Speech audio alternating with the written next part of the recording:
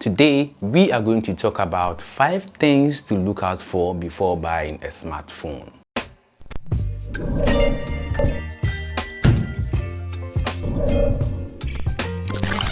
What's up guys, welcome once again to HintFloow.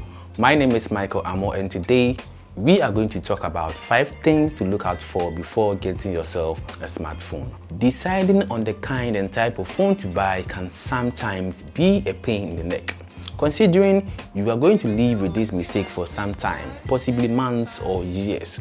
Unless you are the type who upgrades your phone every single time a newer version of that same phone comes out.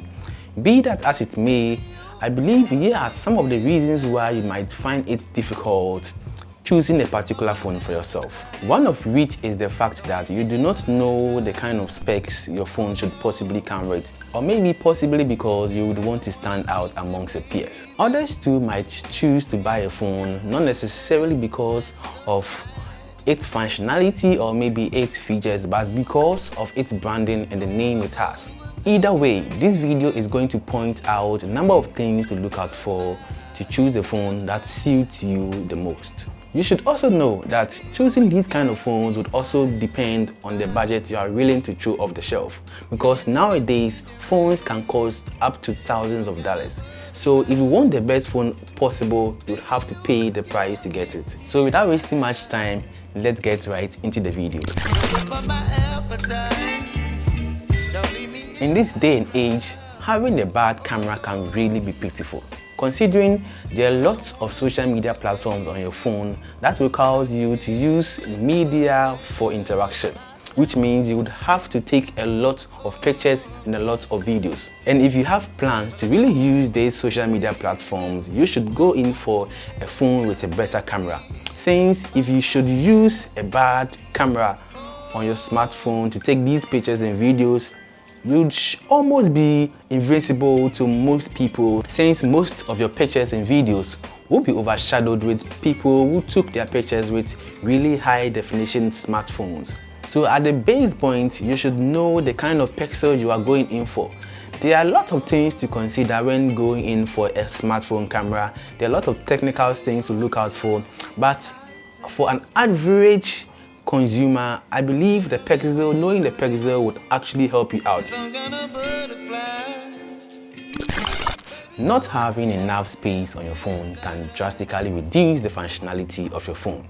It can drastically reduce the speed of your phone and also leave you with the habit of frequently deleting existing pictures and videos just to pave way for you to install other new ones. So getting a phone with a larger space can reduce the risk of you facing such issues. And I would recommend you getting a phone with a storage of around 128 gigabytes and maybe more. Nowadays, you can get phones which have all the way to 1 gigabyte storage. Although they all come at a cost, since most phones increase the price of the phones by the storage of the phone, unless maybe the phone comes with an external storage. Next is the battery capacity.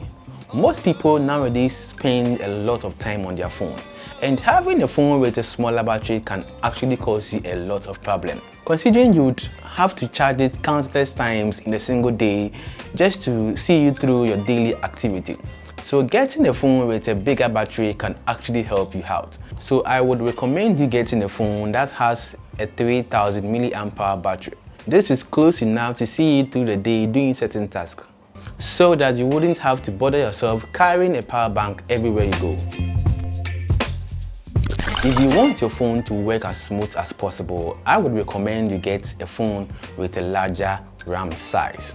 And with the number of computing power of most apps nowadays, I would recommend you getting one which is around 4 gigabytes or more. Even now, you can even get RAMs close to 16 gigabyte model. Generally, the bigger the RAM size, the faster the RAM, and hence the faster the processing power. However, if you are going to use your phone to do basic tasks like browsing the net, making calls, and browsing through the social media platform, I would say 4 gigabytes is okay for you. But if you are going to use your phone to play games, do high-end tasks like editing videos, then you should go for 6 gigabytes RAM or more. Does size matter? Does it? You are goddamn right, it does. This is another feature you should look out for when getting yourself a smartphone.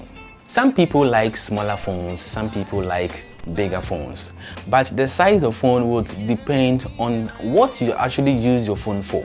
And do not buy a big phone just because your friend has a big phone, or you've seen someone use a big phone and it looks nice, when you know very well that your jeans are so tight that you even find it difficult fitting your purse into it, which means you would find it difficult fitting these big phones into your pocket. Unless maybe you're a girl, because girls can put their phones into their bags. And also do not buy a smaller phone just because you saw your friend or someone using a smaller phone, where you know very well that you like playing games, you like watching videos on your smartphone, which would certainly need you to use a very big phone.